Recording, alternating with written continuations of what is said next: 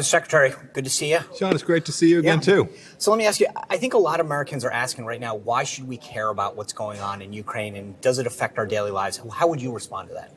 Well, you can already see how it impacts our lives. There's lots of reasons we should care about Ukraine. Doesn't mean we have to send the 82nd Airborne Division there, but it will have a real impact here at home. Think of higher energy prices, so you're filling up your tank of gas. Think of food. About 25% of all the wheat in the world, red winter wheat. Places like my home in Kansas, a lot of it comes from Ukraine. That'll be hard to get through the little strait that this product all has to flow through. We forget this is a big global economy. It'll have a real impact on us here at home. And Sean, the last thing to say is we also have an imperative. When people want to fight for freedom, when a group of people like the Ukrainians say, no, we just don't want to be part of the Russian orbit, and they're prepared to go fight and die for it, we ought to do the things we can to help them be successful. So I've been saying, and I hope I'm wrong about this, that if you're President Xi in China and you're watching what happened with Afghanistan, you're watching what happens in Ukraine, you go, might as well take Taiwan. Do you share that view? The risk of cascading crisis is very real. The history teaches us that something goes bad in one particular area that others say, this is my moment to go take what it is I've long coveted. Yeah. Xi Jinping might well use this opportunity to do the same thing. So if that happened, how big of a deal is that? Because that's why I think, aside from all the points that you made about Ukraine, that's what worries me. That's really ultimately, it's if you're China, you're watching Afghanistan, you watch this, you go take Taiwan, and then my view is we've really reshaped the world landscape. And I think that's why, if you're an American, you that has devastating consequences to trade, to manufacturing. Huge manufacturing impact. Every one of us has a cell phone in our pocket or a semiconductor that comes from Taiwan somewhere in our life that impacts us very directly. So there's a huge economic and real component. But your point, the bigger point's important too. The idea that autocrats can just go grab land and there'll be no consequences for it is the most significant failure of the Biden administration. They haven't demonstrated that they care about these things in a way that says we're going to go use American resolve to do the things we did for 4 years, establishing deterrence in the world. The Iranians wanted to do bad things. We crushed Qasem Soleimani. Chairman Kim wanted to go do bad things. We negotiated with him when we made clear, hey, this is going to be costly if you keep testing your nuclear weapons and firing long-range missiles. That's American leadership. And sadly, we have not seen that these first 14 months of the Biden administration. Speaking of that leadership, there's 23,000 approximately Americans left in Ukraine. The president has made clear that he's not going to help get them out. What should the role of the State Department be? What would you have done as Secretary of State? Well, Americans have to find their way back on their own before these crises take place. But when the moment happens, I'll give you an example of how we responded. When COVID shut the world down, we ran the largest repatriation operation in peacetime history of the United States. We brought back over 100,000 Americans from, I forget the final number, 112 countries. We care about Americans. We help Americans get home. We do the right thing. But don't you think the signal, after Afghanistan and Ukraine, you go out there in a pandemic and say, hey, we're going to help get you home. These guys in Afghanistan leave Americans there. They're telling people in Ukraine, hey, sorry, you should have gotten out earlier.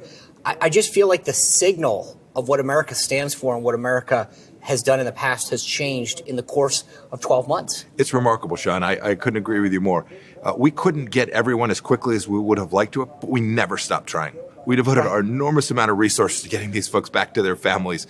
And we, in many instances, pulled off miraculous things. Great leadership from State Department team and from some help we got from the Department of Defense to get Americans home. It's an obligation to do your best to do so, and these folks have just abandoned it. So this administration keeps talking about sanctions, and clearly whatever they're doing isn't working. Putin has just run right into Ukraine, frankly done more than people have anticipated in terms of it wasn't just those two runaway provinces. What else can be done? What else should be done to actually have an effect? When you lose deterrence, it's hard to get back. Right. When people aren't afraid of you, to convince them that they should fear is difficult. Having said that, there's still some things you could do. How about this morning, holding a press conference announcing that we're going to ship American crude oil and American natural gas to every country in the world. It would drive the price down, denying Vladimir Putin $100 a barrel oil and fueling his attack. It would also create jobs and wealth and prosperity here at home. This is good too. So it's win-win in that sense. He wants greater Russia, the former Soviet Union. That's in his heart. He really wants to be in charge. Right. And we should put his continued rule of Russia at risk by crushing his economy. Can we get that back, right? I mean, the way I look at this, to your point, a lot of this comes through posture. If they don't think you're tough, it's hard for someone to wake up one day and go, he's tough now. So can you get the swagger ever again after what you've seen if you're this administration? You can. But it's hard. Right. And it can't be with a press conference or a press release or a demarche from the State Department. It has to be through deeds, actual actions that demonstrate resolve. I remember when the Iranians began to feel that they had some space to move, when we began deterrence began to slip just a little bit, we struck a target nobody believed that the United States would take. We took out Qasem Soleimani. Not only did the Iranians notice, to your earlier point, Sean, not only did the Iranians notice, Chairman Kim noticed, right. Xi Jinping noticed. This was the whole world saying, America is strong and capable, and we need to respect them. Last question I want to ask you is, you used to be the director of the CIA as well. How concerned should we be about cyber attacks from Russia, not just big companies, but our public infrastructure, our water systems, our electrical grids? Are we ready as a country? And if not, what can and should we be doing? It's a significant risk. There is less risk today than there was 8 or 10 years ago. We've gotten better at strengthening and hardening our electrical systems, our financial systems, all the sewer systems and our local utilities. We're in a better place, but the offense is even more powerful today as well. It's a serious threat. We need to protect with redundancy and defense, but the most important thing one can do is convince the bad guys that it is not worth the candle, and that we will respond with significant costs on them if they should do something so bold as to open a dam or shut down an electrical Does it make grid. it harder because it's more asymmetric? It's not your sort of normal kinetic military tank to tank, person to person, right? Because Russia would say, "Oh, that wasn't us. That was, we don't know who did that." Does that make it harder to sort of declare war and to fight someone when you've got an enemy that's not admitting or visible as you would normally see in a war? It does. But we almost always know where it came from. Right. You can almost always figure out who directed it. Sometimes you can't figure out who ordered it, but you can figure out who actually executed it. And we should hold the nation state from which the action took place accountable for what happens on their real estate. Last question is, there's a lot of talk. Obviously, big issues right now is Russia, but there's a lot of talk about 2024. Where do you see yourself playing in the 2024 race for president? Some potential candidates have said they're waiting for Donald Trump to make a decision. Where do you fit into that equation? Yeah, I'm working my tail off to help candidates win in 2022. But I was in Iowa last night.